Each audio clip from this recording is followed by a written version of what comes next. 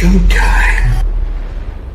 Dynamite Download. Welcome to Dynamite Download, your source for positive coverage of all elite wrestling. This is what pro wrestling should feel like. I told you guys, positive energy. I think that created a little moment in itself.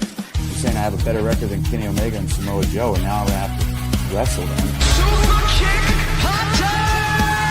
I've never seen someone able to break down like wrestling like he does. That punk, that long-haired hippie freak. My real story does connect with a lot of people. That you need to be careful in the locker room. I definitely think that women's wrestling has been elevated. And with the loss of Brody, I feel like we were just kind of a little bit directionless. I was like deep diving into like cults. Raw horse. Raw horse? Oh my god! Amazing. I had to smack him around a few times to fully gain his respect. You said that in front of the voice of a generation. Versus Frankie's match. Awesome. This podcast is quite frankly the drizzling shit, if I'm being quite honest.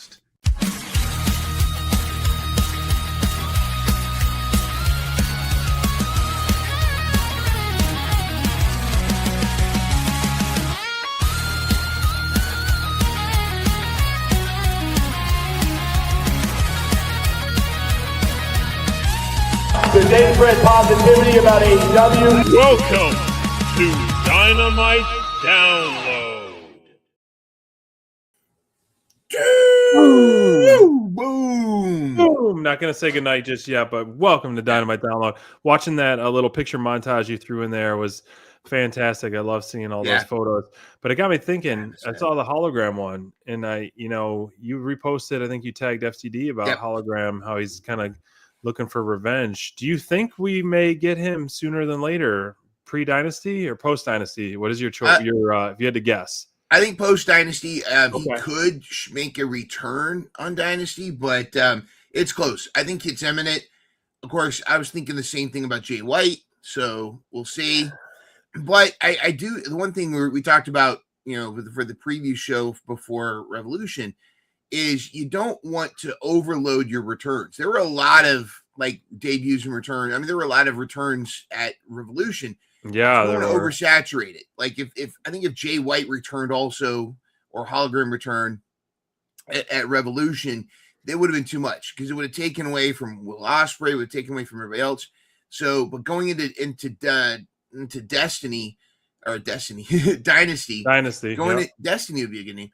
Dynasty, I think there's some room for at least one of those two guys coming back, and and hologram has said, he's his new hardware is upgraded.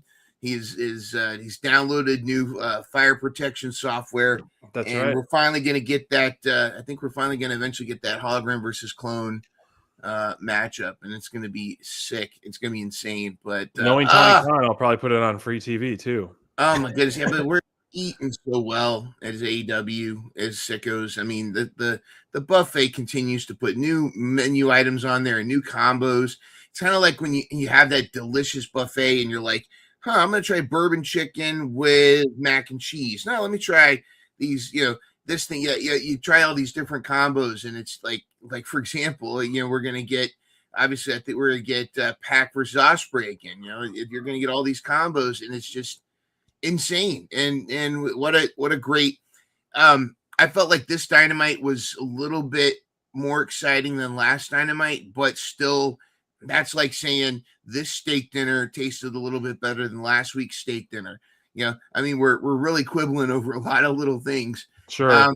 But I mean, and like they kicked it off. The first thing we hear is Kenny's music, and it's like, you're going to start the show with Kenny versus Swerve. All right, let's instead of serving the salad for the main, to start off, you're gonna get the steak dinner right off the bat, and this was phenomenal. I love how they do that. At the same time, so this Dynamite, the way it was booked, I mean, so much happened, so much storytelling, so many furthered feuds happened throughout this one. And the reason why I love that they start with one of the banger matches instead of using it as the main event is because of the lack of commercials and the momentum and to set the bar. But on the flip side, it's like, okay, then you kind of have to have a main event to end cap that's main event worthy. we'll talk a little bit more about that main event later on in our show, but I felt like that main event was not main event worthy to end cap such an important show. I feel like having Kenny Omega, they could have built it more, because this is one of the marquee feuds and marquee top guys of AEW, period, end stop. They could have built it throughout the show. But I mean, given what we saw with Omega, 3 different segments on the show, you had to have him put him first. But if you really wanted to make this a huge moment, you could have, paid off whatever the sponsors, whatever it is, to have limited commercials for the main event, but also almost have like a ticker in the thing. It's like Omega Swerve 2 coming in 35 minutes. So it's making people stay, for the average fan. If you're tuning in and you see this, or you're just like a non-diehard AEW fan, and you know this is kicking off the show, some people might turn off the show. They might be like, okay, I saw the fix that I wanted. But if you put this for the main event, you can keep people hooked longer and longer and longer. But it made sense because of Omega winning, Omega confronting MJF, Omega having that promo backstage. And so he was featured all throughout the show. You could have done it. You could have done it like the way you were suggesting, like you could have, if you're going to do it the other way, have the main event be Kenny versus Swerve, and then MJF. There you go. Come out. Could have bid him adieu, goodbye, good night, like he did at the end of his promo. But anyway, regardless, it was fine. And we'll talk about the main event. I think you made a valid point about main event worthy. I love Rush. But so do I. I think he's a great performer and really aggressive. A more compelling main event if it was Andrade versus Darby and Andrade won. Sure. But actually, I think hopefully we'll see that because of what we saw after the match. Yes. Maybe they're going to fight for the next number 1 contender spot. That would be. I'm here for it. Plug me in. Sign me up. Omega. So this is a funny thing I saw, and I, as much as I love the What Chance, it had its moments, and it's almost like, it's almost like a bad thing, the What Chance, because it's almost like people are bored of the promo. So it's like, let's move on with them. The What movement was incredible. It was one of my favorite times. I would say incredible, but good. I think it was just because how stupid it was. And when I was in the crowd doing it live during, when I was younger, I was like, this is so loud and fun to participate in a sense. But anyways, we should move on from the What Chance and focus on what's at stake. Like, we're getting Kenny Omega versus Swerve Strickland 2, number 1 contenders match versus EVP.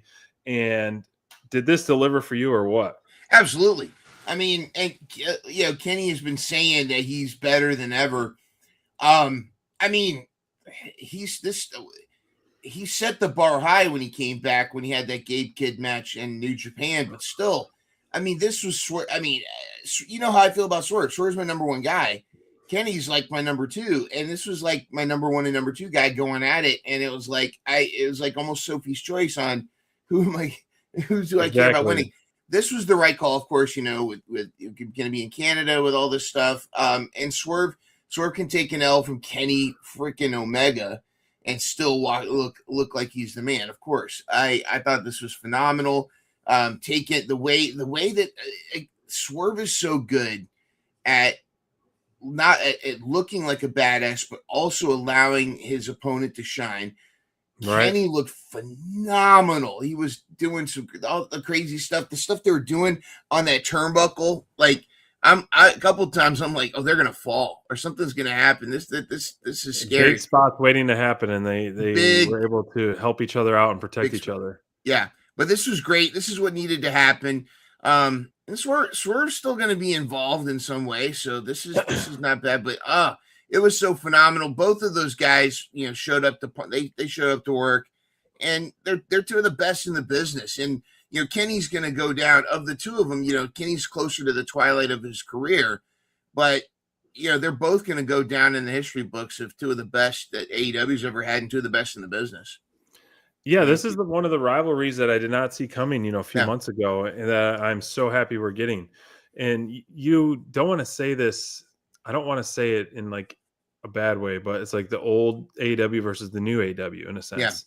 Yeah. And talking about this match specifically, man, the chemistry was through the roof. I mean, for guys who haven't fought too much together, these guys knew each other like the back of each other's hands, and it was so fun to watch the counter movements, the false finishes, the dominant offense, and it was just such an incredible way. I'm just so shocked that we get this right off the top of the show on free TV, and 100% the right way. And this is it. You know, this feels like, which I hope I'm wrong, this feels like the last true push for Kenny to get to the top. And I don't want it to be, because, man, he looks like the Kenny we know and love. He looks like the old Kenny Omega that was the best bout machine. And like he was saying with the promo, the god of pro wrestling. And, man, he tore it down. And, I mean, the brutal, it made me cringe. That one double axe handle behind the back pile driver that Swerve does, that he did through the table to Kenny Omega. I don't even know what it's called, but it almost reminds me of a reverse Tiger Driver 93 or whatever that one move is called that Will Ospreay does, where double underhook the arms and then drops him right on the freaking head. Like that's almost that, but on the back of Swerve, and that just made me cringe. But these guys just. We talked about, you know, having a best of 7 with some of the people, and this would be a great best of 7 match for sure as well, or best of 7 feud. I'm not worried at Swerve at all. What's next for him? Because we've seen him go from 1-to-1-to-1 feud, and I don't think he's done with Kenny, because now essentially it's 1-to-1. You know, maybe Kenny does win. I don't know if and then Swerve is looking for his redemption as well. I mean, anyone who holds the title right now has a lot of targets on their back, whether it's currently MJF or where it's currently going to be Kenny Omega. So that's what's fun. A lot of different names, a lot of different faces that are coming for the BBB. Yep. And he right away. Let me find that right there. Where is this? We're going to get this at Dynasty, and which is creeping up for us. It's 17 days away, 17, 18 days away, that soon. Yeah. Now, do you see a title change here? I see a stronger potential for a title change here than I did at Revolution, and I actually picked Hanger to win last time, but that was just simply, I think a lot of that had to do with the gimmick. The gimmick stipulation. The stipulation. I think there's a plan for it to be Kenny versus Ospreay at All In Wembley. I think that might be the plan. And so I'm wondering if that's where this is the beginning. Please give us that. Let Kenny have, Kenny's going to get the title. He's going to win, and he's going to carry it through Double or Nothing. You could probably bring back Swerve versus Kenny at Double or Nothing. Let MJF go and film his movies, and then build up Kenny versus Ospreay for All In, and just plug it into our veins. That's what I'm thinking. I mean, I would 100% love that. It's hard to. It's hard to argue against what MJF has been doing with the world title and the top guy. I think he's been doing fantastic stuff. I really do. I think he's carried the company very, very well. Mm-hmm. And is it time for him to drop the title this soon? Do we have, in theory, let's say MJF wins. So I almost feel like Dynasty, it's already shaping out to be an incredible pay-per-view with 3 matches. We got Moxley Ospreay, the tag team match FTR versus Copen Cage, and Kenny Omega and MJF. Do you see, if MJF wins, do you feel like there could be some kind of fatal 4-way at Double or Nothing? Let's say Swerve, Andrade, Kenny, MJF, or Darby, Kenny, Andrade, MJF, and then that way he can win the title there? Or do you feel like he'd be more likely to win the title in this scenario? I think if you let it, I think Kenny needs to have the one-on-one victory first. Yeah. And MJF can always come back. I mean, MJF he's part of the young blood of AEW. He's homegrown. Yeah. And this, you think about, not to compare it to WWE, but WWE, their champions, with the exception of Roman Reigns, a lot of the champions don't really hang on to the main title for that long. Except, I mean, if you look back into the 70s and 80s, they did, but like if you remember back in the Attitude Era, and then there was the championship did change a couple times throughout the year. Mm-hmm. I think here's what I would like is make Andrade the next number one contender after MJF loses to Kenny, and then have just milk a Kenny versus Andrade feud. The only thing about the Fatal 4-Way again is we kind of did that at World's End. Right. It almost feels like it would be, going back to the well again for that. I would like to see Kenny defend the title against Andrade, have an incredible banger match. Again, because Andrade, this is the best Andrade has ever been. 100%. And he made a name for himself in NXT for being so good. He was missing that outside the ring part, and now he's got it, and he's got 100%. Confidence. Can you imagine just the two of them? So I would book that for Double or Nothing, and then have Kenny come out of there defending a successful defense, and then all summer long just book the hell out of Kenny versus Ospreay. And this is one of those things where you don't need a heel versus babyface, because this is one of those once in a lifetime, maybe it's never going to happen again kind of moments. And yeah, I think that's what you book it that way. You need to start booking your main world title post Dynasty, or at the latest post Double or Nothing, leading into All In. Because once you hit Double or Nothing, you are full throttle to All In my opinion. Like, yes, there's going to be a lot of stuff leading up to it, but I feel like you really need to take the summer months to build it into All In there. And, Ranger Man saying Max holding the title to All In versus Ospreay. As much as I dream match Kenny Omega Ospreay, I could totally see that just as well. Mm-hmm. Max has had the title for officially tomorrow 3 months. He won it in end of December, and so that's a short run for him typically, when he was the longest reigning one for almost a year. So he could do that, but it's another one of those head scratchers. It's like, what's going to happen? And that's what I love about it.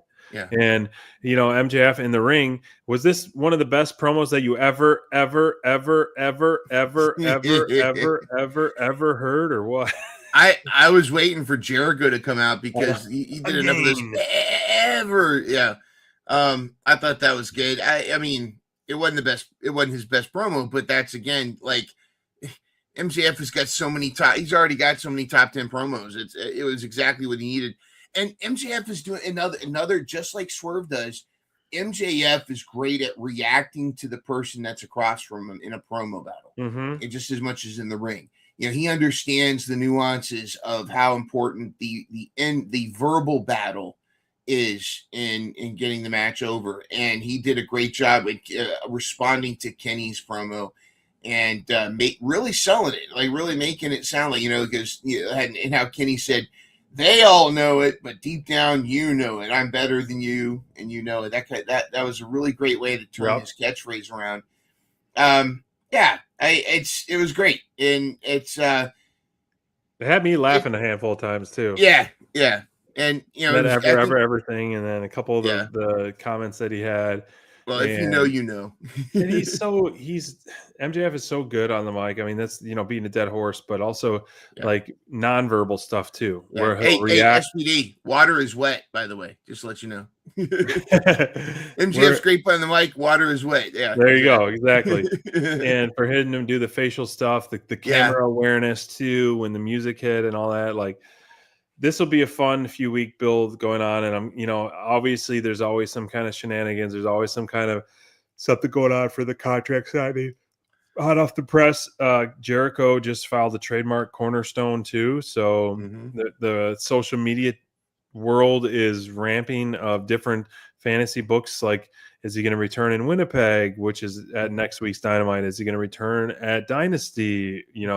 Whether it be to help or interfere with Kenny Omega? Are they going to have a Kenny Omega Chris Jericho feud? Like all this stuff, like that's part of the coolest part of the social media IWC is the unknown things that I necessarily would never know if Jericho Mhm. Fire will trademark or, if he's coming back. So it does remove the element of surprise, but also gives you an excitement level for what could be or what if, when AJ Styles stuff was going around, Oh, how excited we were. I forgot about him. Yeah, but I think that ship has sailed, but it'd be cool to see him show up.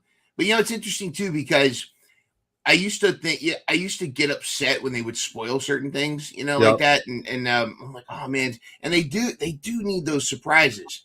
How cool was it when we're expecting Bryan Danielson to show up at All Out and it was Adam Cole at first and then Bryan Danielson? It was like a double whammy. I love those things, but like Ruby Soho, we pretty much knew Ruby Soho was coming, and then she did. The CM Punk thing. There's a lot of stuff that I like them dropping little hints and if Easter eggs. If you're doing the IWC research, you kind of get an idea of what's going on.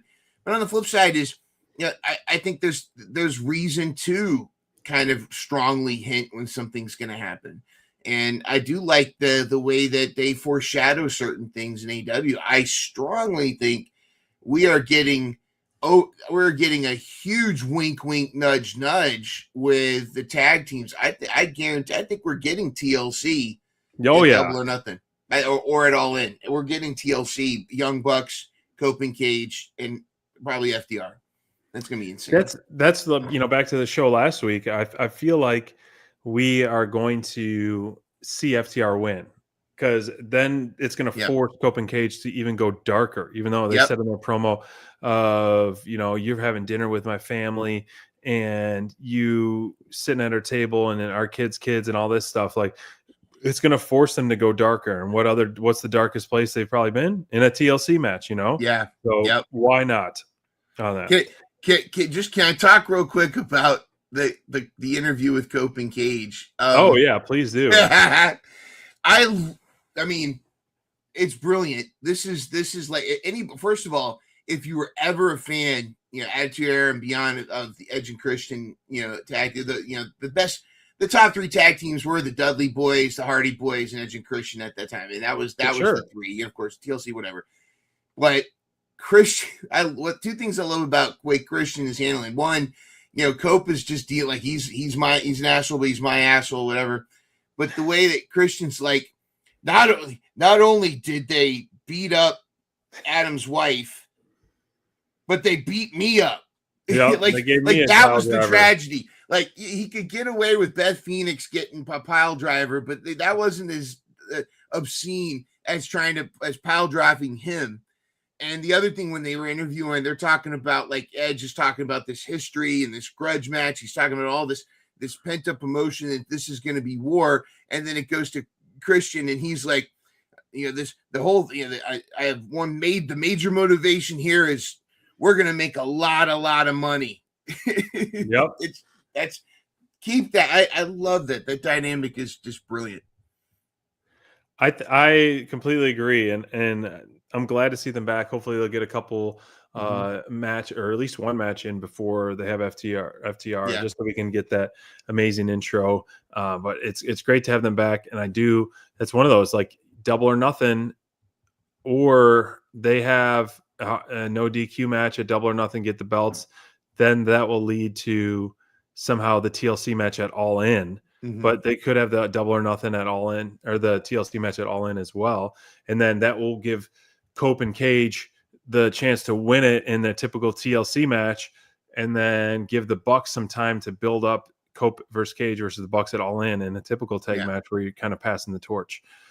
A non-traditional tag match, aka trios match, the intergender one, which I honestly, man, Skyflight really showed up tonight, and they were awesome. And the combo between the three of them was great. And I think the offense by all three of that teammates, Skyflight, was really fun to watch. And I love the moments where, the ladies got involved with the guys, and it was tasteful. It was not overly done. It wasn't abusive or anything like that.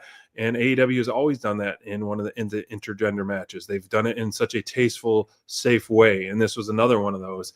And, Marina getting hit. And then I feel like that void of the Skyflight team right now needs to be filled. I think they deserve more spots on TV because not just because they're in their hometown and they're giving them this opportunity, but I think they're definitely the standouts of this match. And one of my favorite parts of the match was just watching their chemistry, all three of them, in versus the Death Riders. Do you remember when Top Flight to me felt like the next Young Bucks kind of team? I remember 100%, the big right off the bat. It just feels it feels like they've kind of, I don't feel like they stalled, but just kind of they've taken so many losses that it's like I become I feel like they're not their match value is great, but there was no surprise that they weren't going to get a win here. But I love Layla Gray. Easily won though. Yeah, but I love Layla Gray. I think she's phenomenal, and I really liked her as an addition to Top Flight. The crew there, or the Top Flight group. But good gravy is Zeta Steel flipping awesome, dude. And she held her own. That moment with the three of them did the tope together. Yeah, 100%. That was so freaking money. I tried to dig it up for the slideshow, but there's a picture. It's a 10-year difference. It's 14-year-old Zeta Steel wearing a Dean Ambrose shirt. Oh, no way. Right next to it, it shows her fighting Moxley in the ring 10 years later. She had retweeted it. Oh, it's so cool. And she held her own so well, and I mean, Marina Shafir as well too. But she held her own so well in this match, and Darius and Dante, they're always so much fun to watch. But Zeta, I think she's phenomenal, and I hope she gets a bigger push. I know she's probably earning her keep or paying her dues right now, but this was Top Flight looked phenomenal. Of course, Moxley, that was the plan. Moxley, that's how Moxley gives the rub. But for sure, really, I think this elevated Zeta Steel more than anybody in this match. But and again, nobody looked bad. It was fantastic, but Zeta was great. I think she's fantastic. I mean, she was the number one standout of the match, in my opinion. Yeah. And definitely needs to be featured more in the women's division. Here's that photo you're talking about. Let me see if I got it. I pulled up her Twitter. Oh, it's so cool. I love how I see that. Like when Billy Starks was a little kid, and there it is. There's 14-year-old. 12-year-old. Oh, 12-year-old. I was off by 2. 12-year-old Zeta Steel. And then 22-year-old Zeta Steel, 10-year difference. How cool is that? That's insane, dude. That is so flipping awesome. Yeah, like moves like that. Yeah. I mean, again. Here you go. There's the triple tope. That's it, right? Oh, go watch this match for that. That was so hype. So hype. Great stuff. We love you, Zeta. We here at AEW Dynamite Download, we love you. You are fantastic. Please, more of this with Top Flight. I'm wearing my shades because the future is so bright. Yep. There's only 2 ladies in the women's division I love even more than Zeta Steel, and I'm wearing their shirt. There you go. The official acceptance of the match with Ospreay and Moxley. Ospreay has come out with an absolute cannon. Shot out of a cannon. I mean, with that match right away with Blake, and then we'll talk shortly about what's coming up next week. OMG! But this doesn't say it's for the Continental Classic or not. That's true. Yeah, I feel like it's not for the Continental Classic, which is fine with me because then you can save him for the big stuff. Yeah, same thing. You can protect the title on Moxley without Moxley. Without Ospreay losing the match, because I think Ospreay has to get the W here. Yes, against Moxley. Ospreay, he has to have closure. Yeah, he has to have closure, and he's going to have the match of the year, in my opinion, with Pac next week, which is incredible that we're getting that on free TV. Talk about getting thrown into the deep end with the actual Great White Sharks. Comes out with Blake having all these huge high spots, and then Ospreay's going against Pac for the 3rd time. I don't know if I sent that to you or not, but it was like Ospreay Pac 3. Yeah. And what match was the last time they had their match? But regardless, All Out, wasn't it All Out? or was that the first time? Yeah, All Out, which was All Out, and then they had at Rev Pro, Ospreay was back probably before he was even in AEW. But this should just be the whole show. Like, I'm gonna have my friends tune into this just to be like, this is why I love wrestling, because these two guys are gonna be incredible. They're going to tear down the house, and I cannot believe we're getting this so soon. And I'm so thankful for TK and AEW for able to give us this on free TV in now less than a week. I am almost speechless. I'm going to be glued to my TV. This is going to be must-see TV for any wrestling fan out there. If you want to get your friend or significant other into AEW, specifically into wrestling, have them watch this match. Just say, listen, just watch this one match. You don't have to watch anything else. And watch their jaw hit the floor, because there's certain matches you just know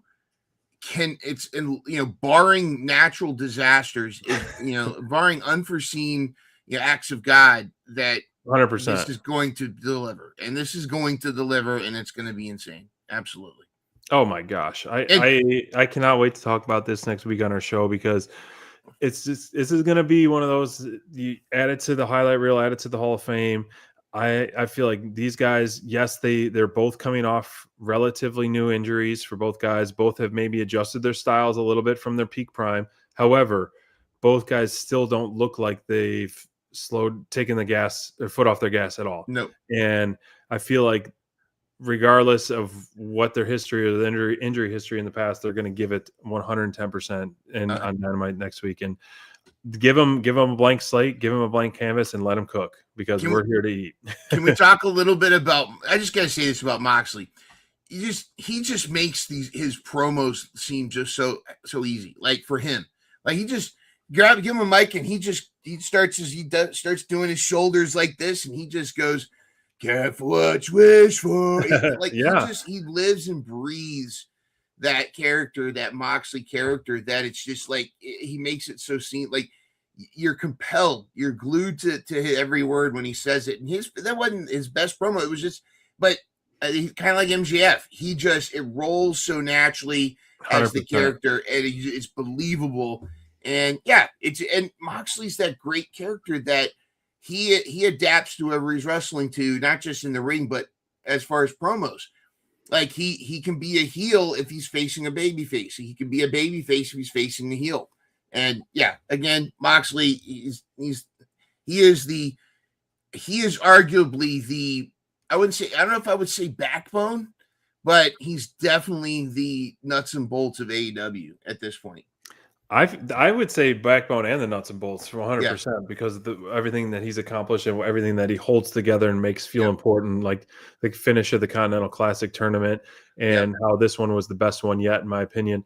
Now, while I was watching this unfold and everything, and of course going against Skyflight, I'm like, okay, I guess Mox is back playing the bad guy. We had a little glimpse of him being the good guy for a little while, but he's surrounding himself with the Daniel Garcia, Wheeler Yutas, and Marina Shafirs, who have never gotten the good guy cheers ever since.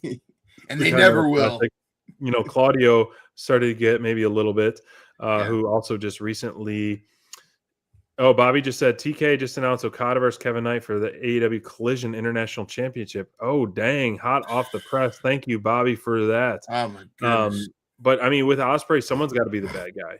Someone has to be. And Moxley is so versatile. He can go either way in the snap of your fingers. And we saw that in the Continental Classic. Like, he's this most hated guy hijacking the title. And then all of a sudden, with this one match, he wins us all back over. And then now all of a sudden, Ospreay's back, and now we're back to booing him. But you can't, like Deb says, you'll never get me to truly hate Jon Moxley. You can't, because of what he's done. He could kick he could kick a puppy, and I'll somehow blame the puppy. It's the puppy's fault. I don't know about that. Definitely not kicking my dog. True. Yeah. Maybe the official conglomeration, now that Roddy Strong has officially accepted the conglomeration invitation versus the Dogs, this had to be the win for the Dogs. I was thinking this whole time, like, yes, selfishly, both these guys, OC and Roddy, are on Team SPD for my draft points. I was like, okay, let's win. But I'm like, what does that do for them? Like Nothing. Yeah. Absolutely nothing. Like I would have liked to see Clark Connors got in the pin and got the full finish to give him a little bit of a push. But while this was going on, I was thinking, oh dang, oh no, Conglomeration's going to win with this one just because some of TK's favorites, which is fine. But it's like the dogs need this win more than anything. Like they're going to turn into the two jobbers if they lost this match. And it's the last. They got to give the dogs a bone. Exactly, of course. And they did. And how did you feel they stood up with these guys? I thought great. I mean, first, Roddy Strong, dude, phenomenal. Just he's the guy can go, and he looked great in the ring. Orange Cassidy's stuff. I will say this: we didn't get as much humor with this match, but I think that was it's one of those tones where. It almost, I think if you up the humor in the match with the Orange Cassidy stuff, it would have taken away from the match because you need the dogs to be kind of a legit threat. They needed the win. They were phenomenal, and they accomplished what they needed to. But Roddy Strong looked fantastic in this, and he was on my short list of top performers last night because I thought he really he got the hot tag and he went buck wild, kind of like he like Hulk Hogan would get the hot tag and come in and he was kneeing everybody in the face and stuff. But I like that the dogs needed this win. They got to look menacing. I think that we need. I think I'd like to see. We're going to talk about him soon because I know we have the slide. I'd like to see Gabe Kidd versus Leo Rush. Because an all fours match in a all fours match because anyway, I think that would be interesting. But yeah, this was great. Yeah. Let's talk about it. This is the creepiest thing I've seen in a long time, and it gives me freaking nightmares. And it's like, what is going on? And like this is creepy in I guess you could say in a good way. I mean, he's making his mark with this creepiness, and he's going viral. He posted about 20 million plus interactions and views over last week or so.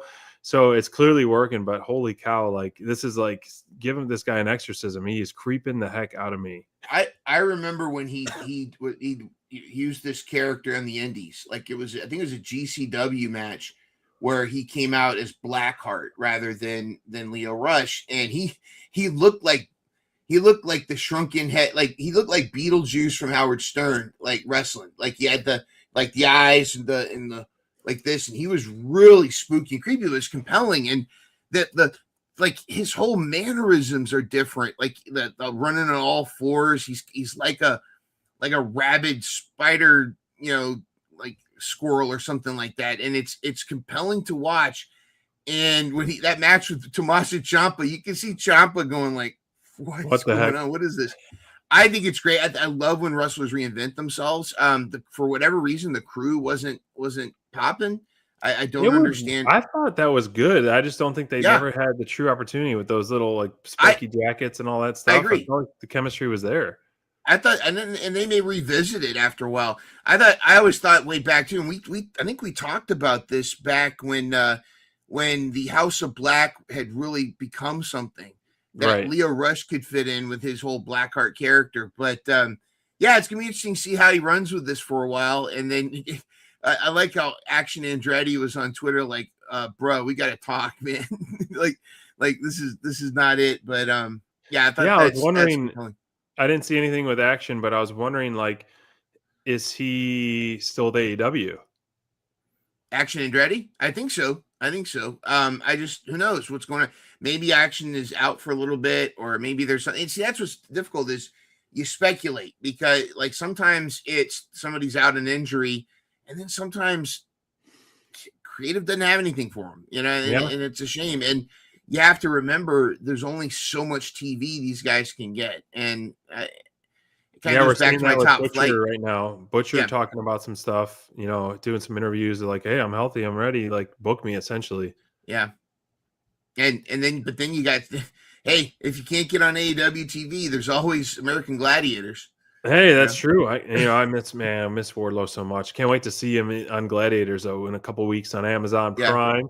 His name was like Dart or something. He has a name on American Gladiators. I got to see what it was, but Flash or Dart or something like that is his name on American Gladiators. Regardless, it is that was one of the coolest shows back in the day. There we go. Bobby's got the inside scoop. Thank you, Bobby Batch. Okay. Yeah, he was at Ring of Honor tapings as well as the inspiration. They were on the Ring of Honor back tapings. on TV ASAP. Yeah. Tekla defending her title versus Mina Shirakawa. She came out with some flowers as well. We had Tekla mocking some of Tony's moves in the ring as well. So, there wasn't really plans for a feud, but it almost seems like there was plans officially, but then plug was pulled for whatever reason with Tony. Some speculating she's pregnant, which if she is, congratulations to them. The juice is loose. The juice is loose. But Tekla versus Mina, I feel like Mina's trying, doing pretty good, jumping into that Tony Storm top spot temporarily. I don't know how long she'll be able to hold on to that, especially after this loss. But Tekla is, to me, in desperate need of some challengers right now.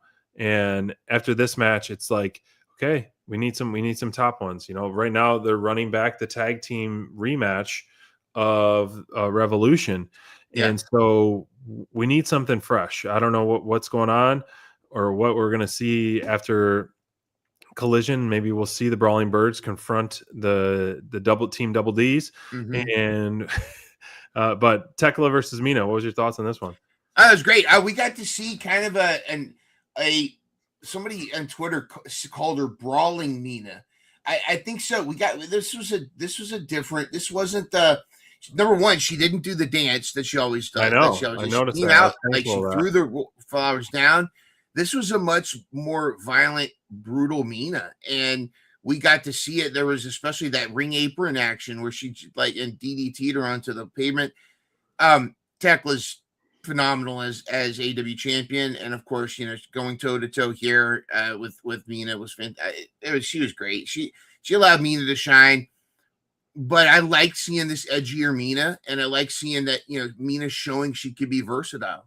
She could kind of if she needs to get in a much more hardcore, angry side to her, and it's hard to. She's another one of those like Harley Cameron and Willow. It's hard to not like Mina, and it's sad that Mina, of those three names I mentioned, Mina doesn't quite get the full on push like the other two, but she shows up to work. She wants to be here, and you can tell she loves what she does.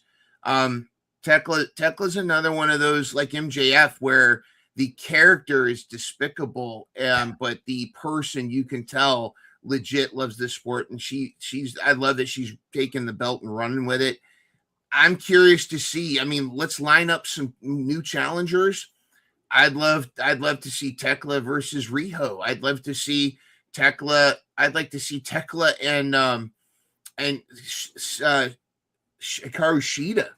Yeah, it would be interesting. But yeah, this was a brutal Mina, and I love to see it. And I thought it really added that, like, not to use this term again, but added a brutality to the match that was needed for this. Yeah, the new edgier side of Mina is nice, and whatever's happening with Tony, who knows? I mean, you're gonna have to buy a lot of time. Could it have been Mina doing it all along, or what? Or she comes out and says it and turns heel, but we need more baby faces. We need more people involved. Like Thunder was in and out of her return just like that. She's gone. She had 2 matches or maybe 3 matches and is gone from TV, which is a bummer. Statlander is, you're not going to revisit that. So who does that leave you for true babyface opponents chasing the Sisters of Sin and the Triangle of Madness and Tekla? Like, I don't know. Harley? Yeah, I guess you could have Harley after this, but that's just a spot filler in my opinion. Yeah, and I think we would already start to see more Harley right now. If that was the case, we would start now they're to just see rinsing and repeating that tag team, which is a bummer. Yeah. Like I want to see.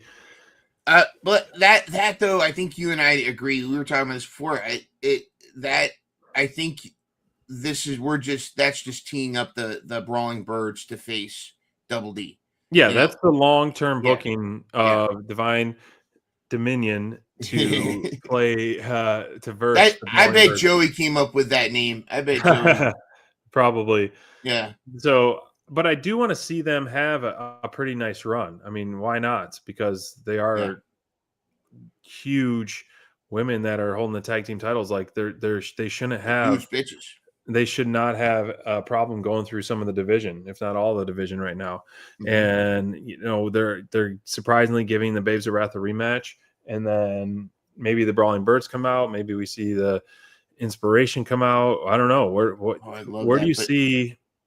What do you see next with these? Do you think it's going to go straight to Brawling Birds? I think that's the setup. I don't see an interim tag team other than them. I don't either. I think that's what we're waiting for. I think it's going to be Brawling Birds, and that doesn't necessarily mean Brawling Birds are going to win. I think Brawling Birds are going to be the feud, and like after Dynasty, I think this will set up for Dynasty, and we'll have Brawling Birds, and then this is a feud you can continue. But they've really established the Brawling Birds as two badasses. But you're right. I don't see Sisters of Sin unless Double D starts kind of going babyface. I can't see them going babyface. D&D have size and power and a presence, but without Penelope, they don't quite have the personality. Penelope kind of adds the personality to the group. She's the like in those cartoons where you had the big dog walking, but you had the little dog jumping around like, hey, where are we going today, George? Where are we going to that kind of thing. Penelope can do the facial expressions and stuff. Not that Megan Bank or Lena Cross can't cut a promo. They're more these stoic giants, whereas Brawling Birds are like you expect them to go get a pint and then stumble out of the bar and go fight somebody in the street. And that's two different personalities, and I think that's where we're going. I think what they should do though, and I'm surprised we're not getting as much Inspiration as I thought we were going to. And I am biased, but I think it would be really interesting to get the Brawling Birds back in the mix, continue to push. You have Double D. Sisters of Sin involved, and the Babes of Wrath as well. Of course, you could have Willow can start to focus solely on TBS, and then have that fatal 4-way where the Inspiration are the fourth tag team, and they snake the tag titles, and it be one of those things where it's like the team you least expected to win ends up with the tag titles, and it just like gasoline on a flame for their egos, and then they become these like heels that you want to see lose the titles, and that's where they were. That was peak Inspiration. That was peak Iconics in WWE, was when they were the tag team champions, because they just were rubbing it in everybody's face and they were great at it. So I think that needs to happen. They need to be given the mic, given time to come out, cut promos, and then do a tip like an Inspiration Open Challenge, and then just get beat every time, almost like the Max Caster Open Challenge. Comes out and does, everyone hates him on the mic and is booing him for a while. It and worked for eventually we'll get over. And then they're calling out tag teams, and then they come out and the Divine Dominion, they come out and squash them. Then the Brawling Birds squash them again, and then you have High-End and Maya World squash them. Everyone squashes them, but they come out and talk smack every single week, and then eventually the tides turn, and then they start winning or win the belts.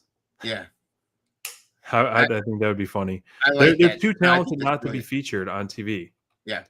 Main event: Roosh versus Darby, no countouts. This was kind of hyped up to be more intense than I expected it to be intense. I mean, in typical Darby fashion, it's just painful to watch a lot of times. Yeah. Love Roosh in his offense always. One thing we didn't see was the green cord. I was looking, and he right off the bat, he was looking for it. I almost feel like it was supposed to be there, and somebody messed up. Where is the green cord for Roosh? There's no match with Roosh without the green cord. How could they do that? I mean, he might as well. His figure should come with the green cord in I know. Jazzwares. That's a signature move with him. Reach on, throw him outside, get that green cord out Yeah. from under there, and either choke him or hit him with it. And that's the Roosh move to do. No way Darby was going to lose this, even though Roosh coming back and is definitely once upon a time considered near the top of the card for sure. And I want to see him in the LFI be pushed a little bit more. Right now, I can't really see. I don't really see him as a top singles guy or going for any singles titles at the moment. So I feel like a healthy LFI would be fun to watch, like, because the trios division needs teams badly, and I feel like there's a great opportunity. Oh, we lost everybody. Let me get this invitation, but I feel like that team definitely needs to be a trios together. And hold on, where is he? Mindrunner's rebooting. I'm here, Bubba. Yeah, I think I used to blame Don Callis, but I don't know. I think maybe they need to hire the green cord guy. I like that, just like the green shirt guy. Yeah, green shirt guy, green cord guy. There we go. Yeah, I mean, yeah, that just kind of popped out, but I blame Don Callis family. They're always. They didn't want me to have my hot take on what they're doing with Andrade, but it's all good. Yeah. Let me ask you, did you feel like though this match was even? No. No Darby match is ever even. This was beat the crap out of Darby and somehow he gets a win. The ending just, I mean, that's typical Darby fashion. It just kind of bothers me. Yeah. Some of those steals, but that's what you have to. You have to be able to steal victories. That's what makes him this little underdog guy, able to take punch after punch after punch, then get up or sneak a victory, do a code red or do a coffin drop, and then get the mouse trap or whatever it is to steal the victory. I think it would have been interesting, more compelling. As much as I love Roosh on my TV, I think it would have been more compelling if they booked Andrade versus Darby, and Andrade won, and then as she's celebrating, the rest of the Callis family comes in and beats up Darby, and then Andrade. But I guess the point of them beating up Darby was so that Andrade can get to eliminate him from being a number one contender. I don't know. I almost think it would have been more compelling to have, like Ranger Man here. Like, let's see. I wonder what the benefit and retirement package could be for a special court. Okay, yeah. I thought you were saying something different. Yeah, I don't know. I think they could have done this differently, and they could have also protected Roosh. Not that Roosh didn't look compelling; he looked great. And as Darby found out, when you mess with the bull, you get the horns. He's another one of those, like Gabe Kidd, Roosh, two guys that are absolutely brutal in the ring. All gimmicks aside, but like definitely hard hitting offense that I really like. This one was like I said earlier in our show, I'm kind of shocked it was the main event. And it really didn't given what we've seen in 2026, this being the main event was kind of a little shock. Especially of such a pretty solid show. We didn't even talk about that speedball match really quick, but I mean, he was fantastic as always. Yeah. But anyways, the way this one ended, and then if you followed social, we had Brody King and someone else come out to save Darby. I forget who it was, but it wasn't on TV, but they showed on social afterwards. Someone posted about it. I think AEW posted about it as well. But I'm intrigued because Andrade had wanted nothing to do with this. It wanted nothing to do with the Don Callis family taking MJF's money. Yeah. We see Andrade starting to go to the other side? I mean, we almost thought that it was going to be Fletcher and Takeshita, but when we saw that interview backstage at Protoshita being back together, now it's just like back to square one of like all this stuff happening. Maybe the Josh Alexander injury is throwing a wrench into it. We know Brian Cage is cleared to return. So there's a lot of flippy floppy going on with the Don Callis family, and I'm not sure what direction they're going. It is interesting because I think the blue balls have long come and gone where the whole is Takeshita finally going to do a full baby face. At this point, we're kind of like, all right, dude. But yeah, like Andrade's now kind of that new. They're kind of doing with Andrade what they've been doing with Takeshita. It's like, oh, no, man, I want to win straight up, and it's like, yeah, I don't know. It's weird. It's sometimes I wonder if they have a plan. You know, it's on some of these. Yeah. Well, I mean, I'm here for a Darby Andrade additional number one contenders match. Yeah. This kind of, to me, plants a seed for some kind of multi-man match, like a four-way, maybe a four-way for the number one contenders match. And then, Speedball confronting Kenny, wanting to be his first opponent, which that match would absolutely cook as well. Kenny Omega versus Speedball. But I feel like Darby, given, as much as we love Darby, I just don't see him as a world champ. Not yet. The world champ cannot be taking this kind of abuse every single week.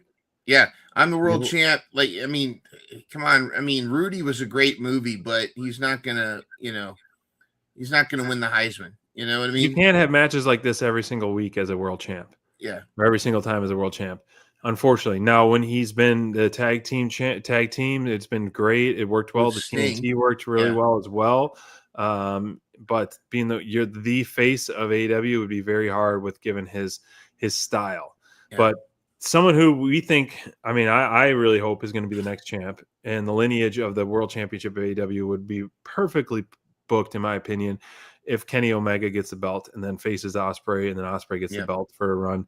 And then that leads to so many more opportunities moving forward with healthy guys, with a healthy Kenny, healthy Ospreay.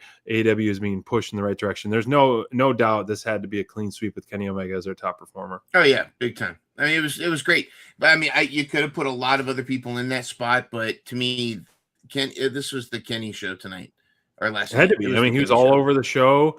He looked like his old self in the ring. He took down former world champ and revenge on him, and he took a ton of abuse and gave a ton of abuse. And if you rewatching this match today, was really shot really well. A lot of cool spots where swerves on the road. Yeah. Cameraman's like right there, and you could see him almost like slow-mo coming with the V trigger.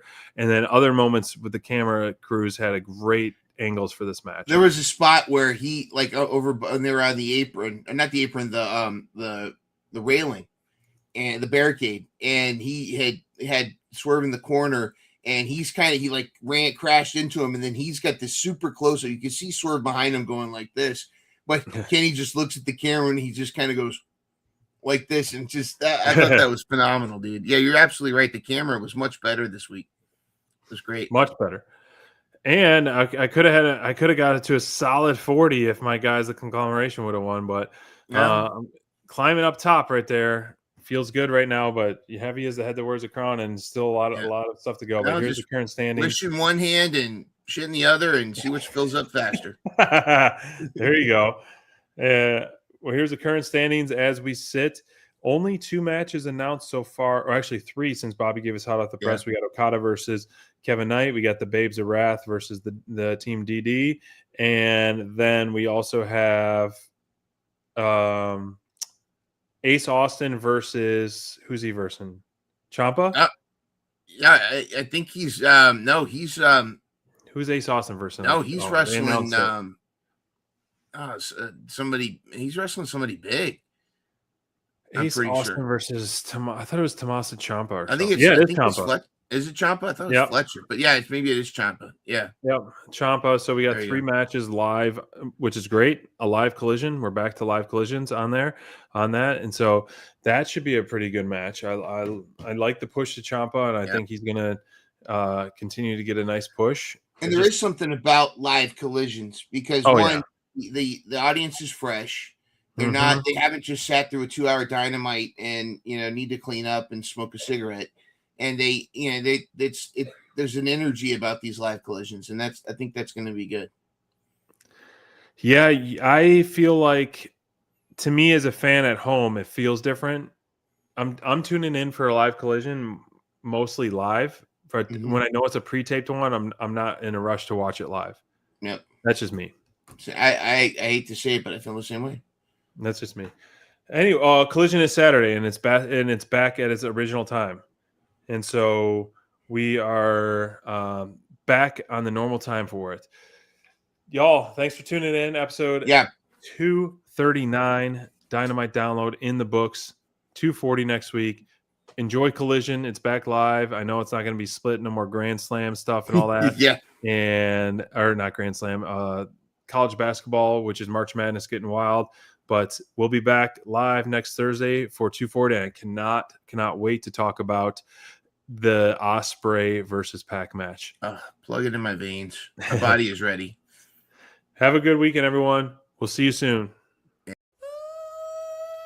Stop.